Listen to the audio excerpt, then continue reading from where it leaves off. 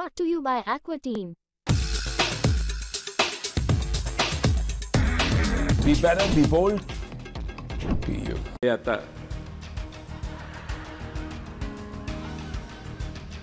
एक गपच मी त्याच्यावर भाषण करतो अशी घोषणा देऊन कोणी मुख्यमंत्री होत नाही, त्याला लय उठावशे काढावं लागतं. तुम्ही गप बसा. कायदा व सुव्यवस्थेचं काय सांगायचं? पूर्वी सिनेमात बघायचो, विलन यायचा आणि पोलीस स्टेशन मध्ये जाऊन गोळीबार करायचा. आता आमदार पोलीस स्टेशन मध्ये गेला कल्याणच्या भागात आणि आमदाराने गोळीबार केला. म्हणजे गुंडांची गरज नाही, आता यांच्या जवळ बसलेली माणसंच आता गोळीबार करायला लागली. काल परवा बाबा सिद्दीकींना गोळ्या घालून मारण्यात आल्या.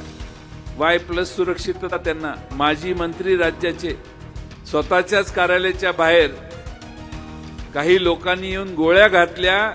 ते खाली पडले तरी सुरक्षा रक्षकाला कळलं नाही की ज्याच्या संरक्षणासाठी आपल्याला नेमले त्याचा खून झालाय. हे खाली पडल्यावर कोसळल्यानंतर देखील काही क्षण त्यांना कळलं नाही की आज राज्यातली कायदा व सुव्यवस्थेची अवस्था आहे.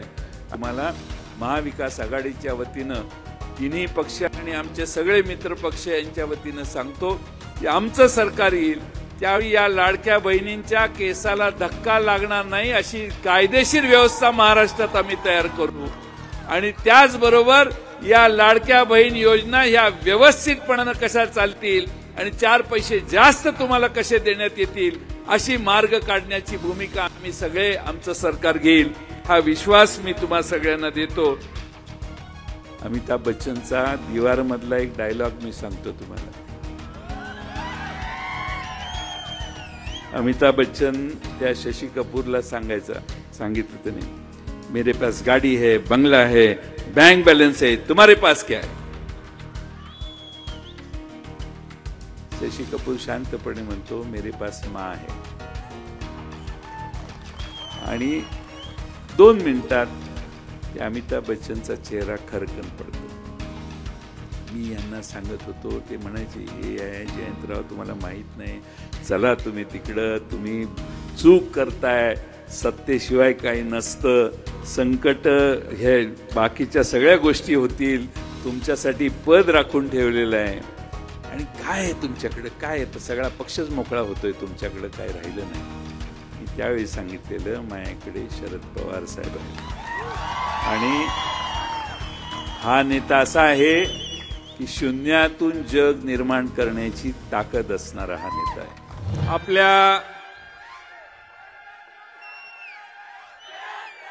सर्वांचे आणि देशाचे लाडके नेते आदरणीय शरद पवार साहेब, हे आता एक गपच मी त्याच्यावर भाषण करतो अशी घोषणा देऊन कोणी मुख्यमंत्री होत नाही, त्याला लय उठावशे काढावं लागतात. तुम्ही गप बसा.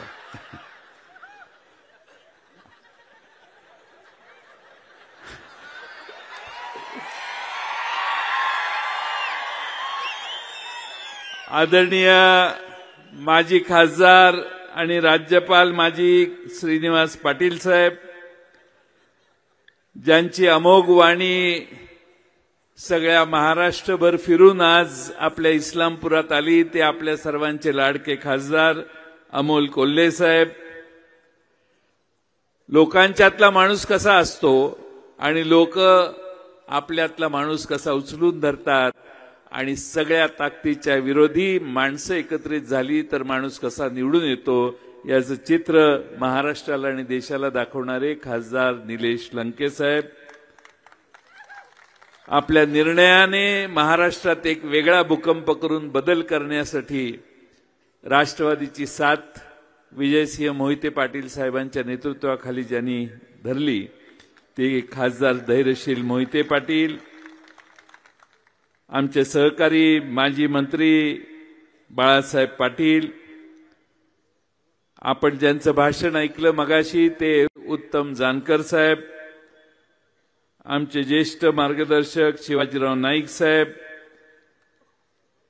आमच्या आमदार सुमनताई पाटील, मानसिंगराव नाईक, मेहबूब शेख, नितेश कराळे, सुनील गव्हाणे, नारायण आबा पाटील, प्रकाश गजबिये, माजी आमदार, नागेश फाटे, पंडितराव कांबळे, राजू आवळे आमदार माजी, कोल्हापूर जिल्ह्याचे अध्यक्ष व्ही पाटील साहेब, बाबासाहेब जाधव, आपल्या जिल्ह्याचे अध्यक्ष देवराज पाटील, सर्वच व्यासपीठावरील पक्षाचे सर्व पदाधिकारी आणि मगासपासून सगळ्यांचीच नावं घेतली तर परत पाऊस येईल म्हणून मी व्यासपीठावरील आपल्या तालुक्यातील जिल्ह्यातील सगळ्याच मान्यवर आणि बंधू भगिनींनो, आज महाराष्ट्रभर फिरून इस्लामपूरला आपण या शिवस्वराज्य यात्रेची या ठिकाणी शेवटची सभा घेतोय।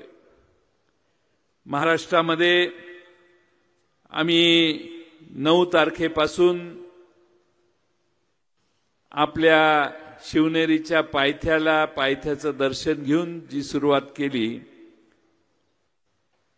24 दिवस आम्ही या यात्रेत सहभागी झालो। 7365 किलोमीटर, 19 जिल्हे आणि अनेक 100पेक्षा जास्त तालुक्यांना भेटी दिल्या आणि आपल्या सर्वांच्या समोर आता इथं आलोय। खरं म्हणजे आज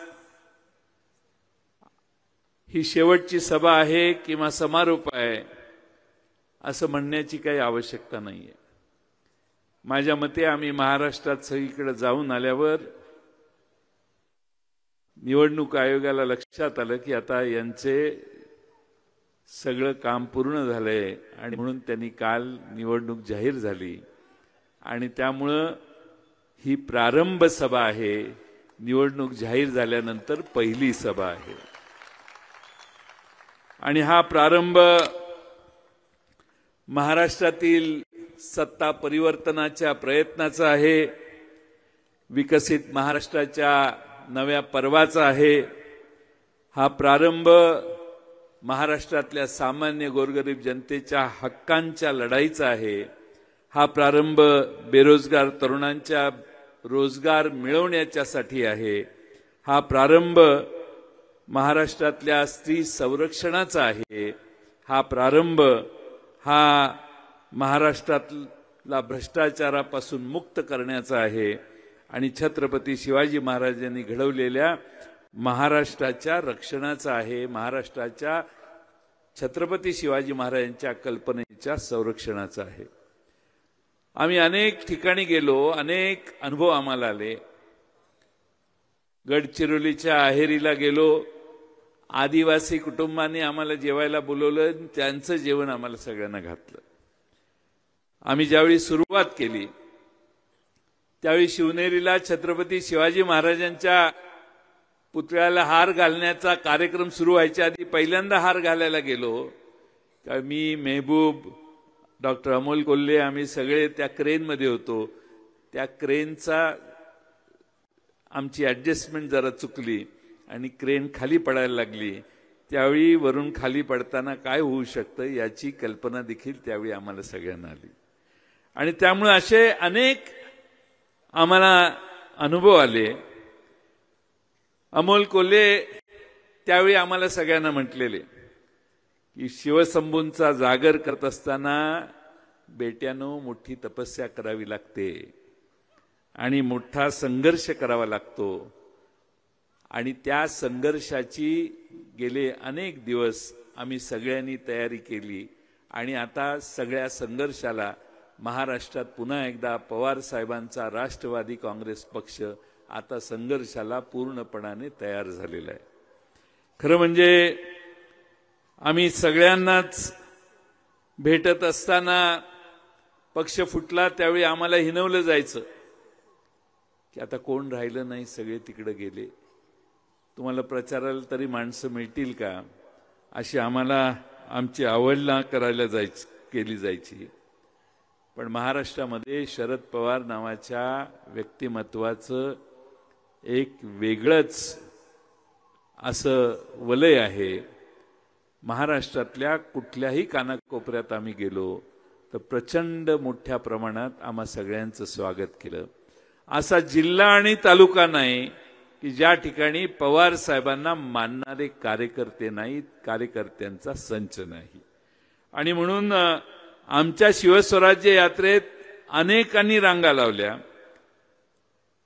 एका मतदारसंघात कुणाला उभा करायचं असं प्रश्न पडायचा. तिथं आता प्रत्येक मतदारसंघात 2, 4, 8, 10, 12 जण आहेत. एका मतदारसंघात तर विक्रम आहे, 30 जणांची मागणी आहे आम्हाला उमेदवार करा म्हणून. त्यामुळे आता उमेदवार निवडण्याचं काम उद्या परवापासून सुरू होणार आहे. पण महाराष्ट्रातलं चित्र विधानसभेचं मित्रांनो सकारात्मक आहे. हे सरकार बदलण्याची मानसिकता महाराष्ट्रातल्या जनतेची आहे याची आम्हा सगळ्यांना खात्री झालेली आहे. महाराष्ट्राची आर्थिक परिस्थिती पूर्ण ढासळलेली आहे. तिजोरीचा बोजवारा उडालेला आहे. विकासाचा दर 9.4% आता 7.5% खाली आलेला आहे. कृषी क्षेत्रात महाराष्ट्र 6व्या क्रमांकावर खाली घसरलेला आहे. 10 वर्षात 2-2.25 लाख कोटी रुपयाचं कर्ज आता 8 लाख कोटीवर गेलेलं आहे. काल परवा रिझर्व्ह बँकेत अर्ज राज्य सरकारने केलाय, आम्हाला 1.25 लाख कोटी रुपयाचं आणखीन कर्ज पाहिजे डिसेंबर अखेर, दर आठवड्याला 5,000, 6,000, 4,000 कोटी रुपयाचं. आणि म्हणून हे सत्तेतनं जातील त्यावेळी महाराष्ट्राच्या डोसक्यावर जवळपास 9.25 लाख कोटी रुपयाचं कर्ज ही लोक करून जातील. आणि त्यामुळं महाराष्ट्रात व्याज दरवर्षी 23,000 कोटी रुपये भरत होतो, आता 60,000 कोटी रुपये फक्त व्याजाला परतफेडीसाठी आपल्या महाराष्ट्र सरकारचे जाणार आहेत. आणि म्हणून या महाराष्ट्रात आर्थिक परिस्थिती दुरुस्त करण्याचं आव्हान देखील आमची महाविकास आघाडी स्वीकारेल असा मला ठामपणाने विश्वास आहे.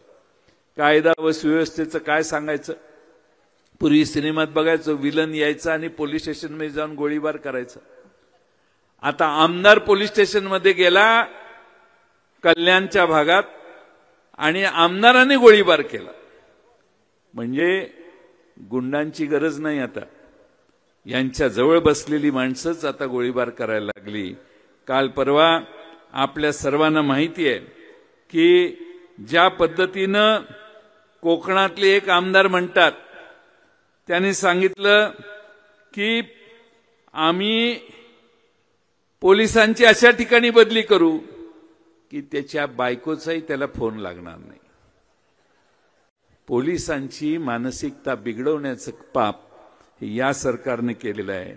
माझा बॉस सागर बंगल्यावर बसलाय असं सारखं सांगून पोलिसांना धमकावणारे आमदार देखील सत्तारूढ पक्षात आहेत.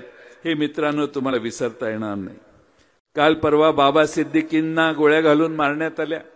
Y+ सुरक्षितता त्यांना. माजी मंत्री राज्याचे स्वतःच्याच कार्यालयाच्या बाहेर काही लोकांनी येऊन गोळ्या घातल्या. ते खाली पडले तरी सुरक्षा रक्षकाला कळलं नाही की ज्याच्या संरक्षणासाठी आपल्याला नेमले त्याचा खून झालाय. हे खाली पडल्यावर कोसळल्यानंतर देखील काही क्षण त्यांना कळलं नाही. ही आज राज्यातली कायदा व सुव्यवस्थेची अवस्था आहे. आणि म्हणून जनता तरी सुरक्षित राहणार का, हा सामान्य माणसाला आज मनात प्रश्न पडायला लागलाय. प्रशासनाची पूर्ण फेल्युअर महाराष्ट्रात झालेला आहे. आणि त्यामुळं जनतेला वाटतं की 1 फुल आणि 2 हाफ करतात तरी काय. ज्यांच्या जीवावर आमची लाडकी बहीण म्हणते की काहीतरी करतील, त्याच बहिणीचा आता प्रश्न आहे, अरे माझा 1 फुल भाऊ आणि 2 हाफ भाऊ माझं संरक्षण करायला जर कमी पडत असतील तर त्यांच्याकडून घ्यायचं तरी कशाला. आणि म्हणून आपल्या सर्वांना माझी विनंती आहे की बदलापूरमध्ये चिमुरडीवर अत्याचार झाला, पोलीस केस घेतली नाही. शाळेला वाचवण्याचे प्रयत्न झाले, शेवटी त्याला पकडला. पकडल्यानंतर त्या शाळेचे चालक फरार होते, ते यांना सापडत नव्हते. कोर्टाने सांगितलं, रे करताय काय पोलिसांनो, तुम्हाला गुन्हेगार सापडत नाही, काय चाललंय. आणि मग कोर्टाने धमकावल्या. दुसऱ्या दिवशी त्यांना पकडण्याचं काम झालं.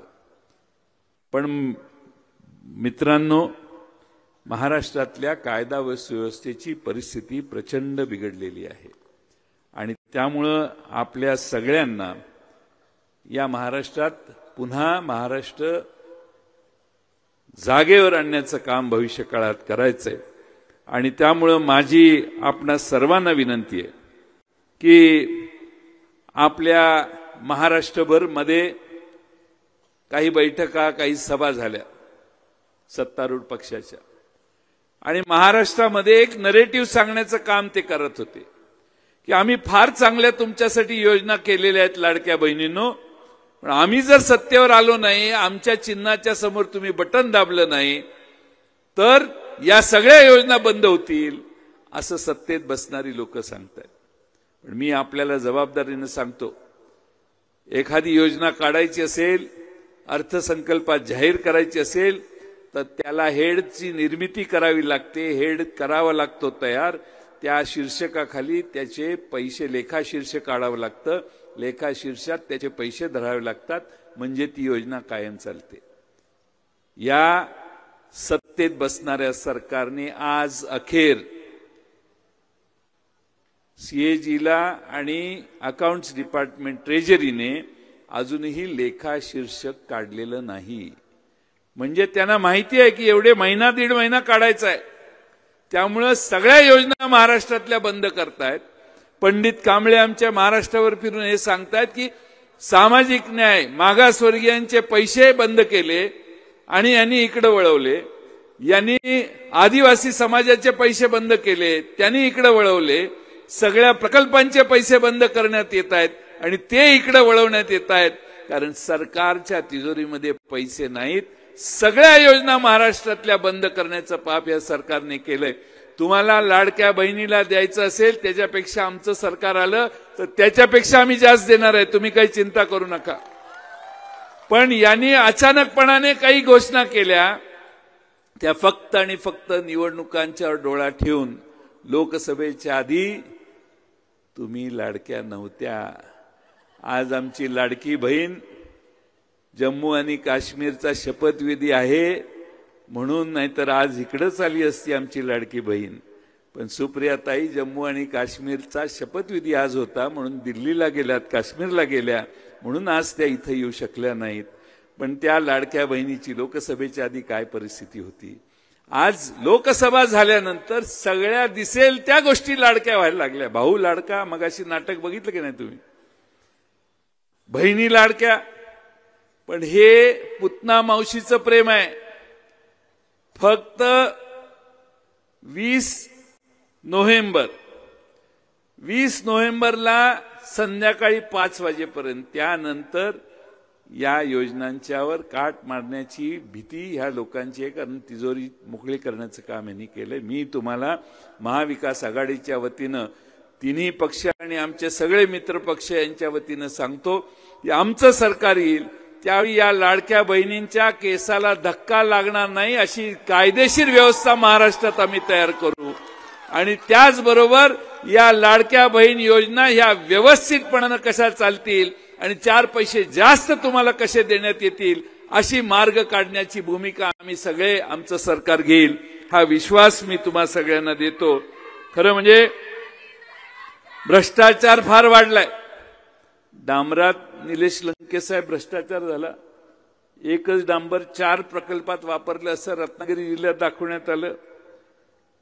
मेलेल्या माणसाच्या टाळूवर पैसे लोणी खातात तसं त्या मान खटाव मध्ये हॉस्पिटलमध्ये कोरोनाचा रेकॉर्ड दाखवलं की हे माणसं जिवंत आहेत, मेलेली माणसं होती पण जिवंत आहेत, आणि त्यांच्यावर औषधोपचार करून पैसे 61 कोटी रुपये काढायचं काम झालं। हे सत्तेत बसणाऱ्या लोकांचं काम आहे, आणि म्हणून या ठिकाणी भ्रष्टाचार किती करावा ह्याला काही मर्यादा राहिली नाही। हे पेठ पासून आमच्या गडकरी साहेबांनी सांगलीकडे रस्ता केलाय, टेंडर काढल्यावर 45 का 46% बिलोनं टेंडर गेलं, बिलोने। पण महाराष्ट्र सरकारने टेंडर एक 20,000 कोटीचं काढलं, परवा 26,000 कोटीला गेलं। विरार पासून ते अलिबाग पर्यंतचा एक रस्ता कोणी मागितला नव्हता पण ह्यांनी करायचं ठरवले। जालन्यापासून नांदेड पर्यंतचा रस्ता 11,000 कोटीचे एस्टिमेट, 15,000 कोटीला रस्ता चाललाय। 1 किलोमीटरला विरार अलिबागला 273 कोटी रुपये सरकार मोजणार आहे आणि जालना टू नांदेड 1 किलोमीटरला 83 कोटी रुपये सरकार खर्च करायला तयार झाले. मागणी कुणाचीही नाही. आणि म्हणून माझी आपणा सगळ्यांना विनंती आहे की यांनी भ्रष्टाचाराचा कहर केला. एवढा भ्रष्टाचाराचा कहर केला की छत्रपती शिवाजी महाराज हे तुमचं आमचं दैवत, त्यांच्या पुतळा मालवणला उभा केला. स्वतः देशाचे प्रधानमंत्री मोदी साहेबांनी येऊन त्याचं उद्घाटन केलं. पण तो पुतळा उभा करताना यांनी याच्यात पैसे खाल्ले, भ्रष्टाचार केला. तो पुतळा कोसळला. महाराष्ट्राचा स्वाभिमान त्या क्षणी कोसळला. याला प्रायश्चित्त देण्यासाठी तुम्ही आम्ही पूर्ण ताकदीनं काम केलं पाहिजे. छत्रपती शिवाजी महाराजांच्या पुतळ्यात जर तुम्ही पैसे खाणार असाल, त्यात भ्रष्टाचार करणार असाल, ती उभारणी जर ते चुकीच्या पद्धतीनं करणार असाल, तर समस्त महाराष्ट्रातली जनता 20 नोव्हेंबरला यांना शिक्षा दिल्याशिवाय राहणार नाही. आणि ते काम आपण पूर्ण ताकदीनं करायचंय एवढी विनंती या निमित्ताने मी करतो. आमचा दौरा बरेच दिवस चालला. मेहबूब शेख असतील, आमचे सुनील गव्हाणे विद्यार्थीचे अध्यक्ष असतील, यांनी सतत अमोल कोल्हे साहेबांनी आमच्या बरोबर साथ दिली.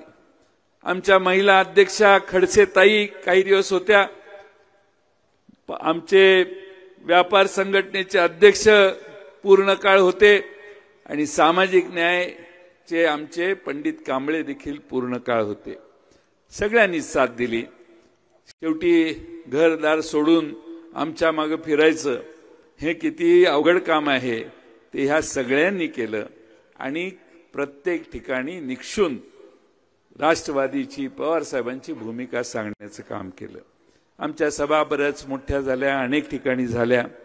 पण मी आपणाला एक सांगतो, या सभा या पवार साहेबांच्या नावामुळे झाल्या, या काही आमच्यामुळे झाल्या नाहीत. पण पवार साहेबांची माणसं येत आहेत, पवार साहेबांच्याकडून माणसं आलेली आहेत आणि पवार साहेबांची भूमिका मांडण्यासाठी आलेली आहेत.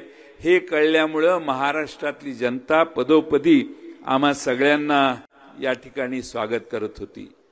पक्ष सोडताना अनेक जण आमच्यातून जात होती. मी सगळ्यांना सांगत होतो, जाऊ नका, घोटाळा होईल. पण काय कोणी ऐकलं नाही. आणि तिकडच्या सगळ्या साधन संपत्तीची माहिती आम्हाला द्यायची. त्यांच्याकडे हे आहे, हे आहे, हे आहे, हे आहे. जयंत पाटील, काय तुमचं टिकणार आहे कशात? अमिताभ बच्चनचा दीवार मधला एक डायलॉग मी सांगतो तुम्हाला.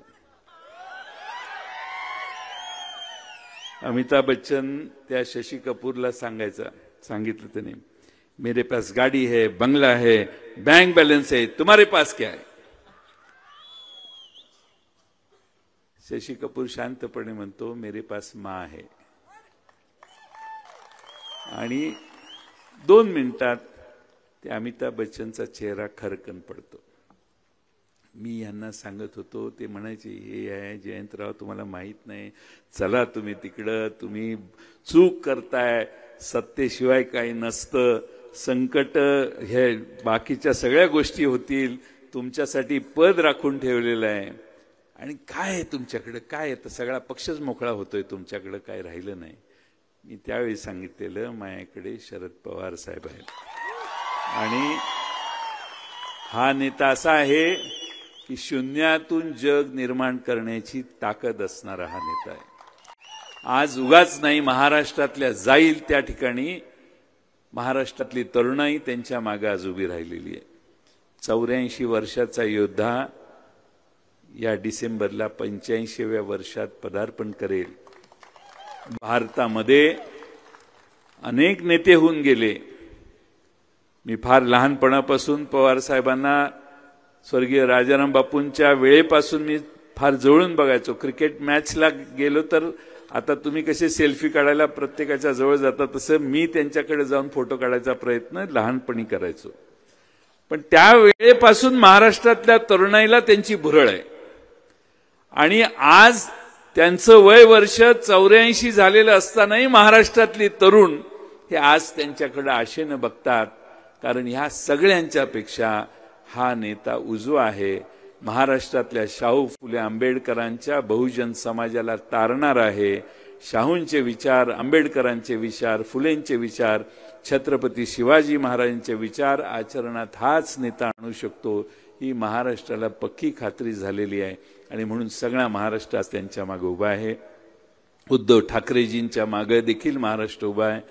काँग्रेस पक्षही आपल्याबरोबर आहे, आमचे मित्र पक्ष आघाडीतले आहेत। आम्ही सगळे मिळून महाराष्ट्रातली ही सत्ता बदल करू, हा माझ्यासारख्या कार्यकर्त्याला मनापासून विश्वास आहे। खरं म्हणजे ही आपल्या सर्वांना, माझ्यासाठी मला असं वाटतं की ही पवार साहेबांच्या विचारांची लढाई आहे, पवार साहेबांसाठी ही लढाई आहे। त्यामुळे तुम्ही मगाशी जी भाषा वापरली ना, हे करा आणि ते करा, त्यासाठी ही लढाई नाही आहे। एवढं लहान मन तुम्ही दाखवू नका। ही लढाई विचारांची लढाई आहे। महाराष्ट्रामध्ये शाहू फुले आंबेडकरांचा विचार टिकणार की नाही हा प्रश्न महत्त्वाचा आहे। जातीयवादी विचारांच्या विरोधी लढाई आहे आणि ही लढाई लढण्यासाठी आपण पवार साहेबांच्या मागे उभा आहोत। मला फार वर्षापासून आठवते, बाबासाहेब दादा साखराळचे आणि दिलीप ताते होते, तुमचं शिष्टमंडळ पवार साहेबांना भेटायला गेलेलं। नुकताच मंत्री झालो तुम्ही, आणि बाबासाहेब दादांना फार हे होतं की जयंत मंत्री झालाच पाहिजे। साहेबांनी शांतपणे सांगितलं त्याला जरा उमेदवारी करू दे, आत्ताच आमदार झालेला आहे। त्यानंतर कधी आयुष्यात मी शिष्टमंडळ त्यांच्याकडे नेलं नाही। पण मी तुम्हाला एक सांगतो की आर.आर. आबांची आज मला मनापासून आठवण होते। आर.आर. आबांच्या बरोबर आम्ही सगळे काम करत होतो। आर.आर. आबांची देखील आदरणीय पवार साहेबांच्यावर प्रचंड निष्ठा होती। जग इकडचं जिकडं आज ते जर असते की नाही, तर त्यांनी आणि मी मिळून अमोल कोल्हेंच्या मदतीनं महाराष्ट्र ढवळून काढला असता। आज ते नाही आहेत याची आम्हा सगळ्यांना खंत आहे। पण अनेक असे प्रसंग आहेत की एका जिल्ह्यात 2 मंत्री ठेवण्याचं काम पवार साहेबांनी कायम केलं। आणि कधीही, मी आता शैलजा स्टेजवर आहे तिच्यासाठी सांगतो, सत्यसाईबाबा घरी आले, शैलजाने व्यवस्था केलेली, त्यांची जेवले गेले। शिवराज पाटील साहेबही आमच्या घरी त्यावेळी आलेले त्यावेळी। आणि मग दिल्लीला गेलो, त्यावेळी मंत्रिमंडळ स्थापना होणार होती। पवारसाहेब जेवणाच्या टेबलवर दिल्लीत बसले, म्हटले माझ्याकडे तक्रार आलेली आहे की सरकारी बंगल्यात तुम्ही सत्यसाहेबांना आणून त्यांची पूजा केली, तर सरकारी बंगल्यात कशी काय करता तुम्ही? त्यामुळे मला निवेदन आली आहेत की तुम्हाला मंत्रिमंडळातून काढावं लागेल। तर आता साहेबच म्हणतात म्हणजे आपलं गप्प बसून आम्ही परत आलो। मग मी आर.आर. पाटलांना सांगितलं, आर.आर. आता आबा एवढी कामं करून घ्या, उद्या शपथविधी तुमचा आहे। आबा किती पोचलेले, आबा म्हटले जयंतराव तुमचा शपथविधी नसेल तर मी शपथच घेणार नाही। मी म्हटलं अहो घ्या, असं करू नका। ते आणि मी एकमेकाला आग्रह करतोय। लोकांना असं वाटतं की यांच्यात फार मतभेद होते। आम्ही दोघांनी मिळून हा जिल्हा एवढा गोळा केला होता की ह्या जिल्ह्यात राष्ट्रवादीचीच सत्ता, जिल्हा परिषद, जिल्हा मध्यवर्ती बँक आणि सगळीकडे होती। आबांची आठवण यासाठी होते की आजच्या संघर्षाच्या काळात आबांचा सारखा एक निष्ठावंत नेता, आपण जसे उभे राहिलोय तसेच आबा देखील पवार साहेबांच्या मागे उभा राहिले असते। आणि आज सुमनताईंनी आणि त्यांच्या घराने निर्णय घेतलाय पवार साहेबांच्यावर उभा राहायचा, तो त्याच निष्ठेचं प्रतीक आहे असं मला या ठिकाणी सांगितलं पाहिजे। वेळ बराच झालाय, तुम्हा सगळ्यांना माझी विनंती आहे की ही आता आपली शेवटची सभा अशी ह्यांनीच घोषणा केली अमोल कोल्हेंनी। आता ही शेवटची सभा म्हणण्यापेक्षा तुम्ही सगळ्यांनी आपला तुतारी वाजवणारा माणूस, सारखे तुतारे वाजतायत की नाही ते तुमच्या लक्षात यावं म्हणून की ही आपलं चिन्ह आहे, हे काही नवीन म्युझिक नाही आहे। त्यामुळे तुतारी वाजवणारा माणूस हे आपलं चिन्ह आहे, ते सगळ्या घरात जाऊन सांगा। माझ्या इथं भगिनी मोठ्या प्रमाणावर बसल्यात, त्यांनी ऑलरेडी काम चालू केलेलं आहे। प्रत्येक गावात जाऊन तुतारी वाजवणारा माणूस हा चिन्ह जयंत पाटलाचं हे सांगण्याचं काम आमच्या भगिनींनी केलेलं आहे. नंतर तुम्हाला कळ काढू नका आता, पण आपल्या सर्वांना हे चिन्ह आपल्याला मिळालं. ते मिळाल्यावर पवारसाहेब स्वतः रायगडावर आले. डॉक्टर अमोल कोल्हेंच्या उपस्थितीमध्ये, सुप्रियाताईंच्या उपस्थितीमध्ये आम्ही हे तुतारी वाजवणारं चिन्ह हे छत्रपती शिवाजी महाराजांच्या पायावर ठेवलं आणि तिथे शपथ घेतली की हा महाराष्ट्र पुन्हा एकदा छत्रपती शिवाजी महाराजांच्या विचारावर आणायचा प्रयत्न आम्ही करू, पूर्ण ताकदीनं त्यासाठी काम करू. आणि ते काम आता आपलं सुरू झालंय. माझी जबाबदारी तुम्हीच घ्यायची आहे. आणि लंकेसाहेब,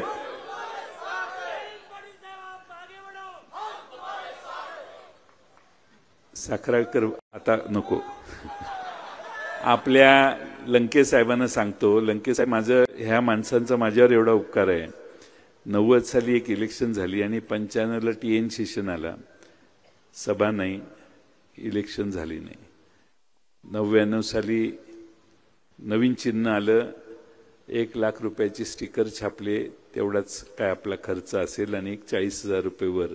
शामराव अण्णा आमचे आहेत निवडणूक प्रतिनिधी, त्यांना निवडणूक आयोग विचारायचा, ये कुछ तो दाल में काला है, ऐसा कैसा हो सकता है, ये इतना खर्चा, तुम्हारा उम्मीदवार किधर गया. मी कधी प्रचारच 9 साली केला नाही. 99 साल, मला वाटतं की 95 साली नाही, 99 साली नाही, 4 साली तर एकही सभा झाली नाही. मी सगळ्या सभा शेवटच्या हसन मुश्रीफांच्या मतदारसंघात घ्यायचो, कागलला. शेवटची सभा माझी तिकडे असायची. मागच्या वेळी स्वतः ND पाटील साहेब, पाऊस पडत होता त्यावेळी माझ्या सभेला इस्लामपुरात आले, म्हणून त्यांना सांगून गडबडीत पुढे आलो आणि ND पाटील साहेबांचं भाषण संपता 6 वाजता त्यांच्या मागे उभा राहिलो, कारण ते स्वतःहून येऊन त्यांनी सभा घेतली. पण महाराष्ट्रामध्ये असा मतदारसंघ लंकेसाहेब मिळणार नाही की मी प्रचाराची सभा न घेता मला ही माणसं एकदा नाही 7 वेळा निवडून देत आली.